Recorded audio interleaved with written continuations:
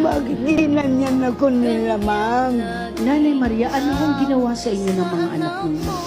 Ano, ma'am, yung doon ako sa kabila, magpunta ko doon, kung may hingin ako sa kanila, makarinig ko ako ng salita na hindi maayos. Ang gusto ko na, ma'am, kung magbigay kayo, magbigay walang padala nga salita na hindi maayos. Minsan doon ako, pag magalit naman, lalayas naman ako.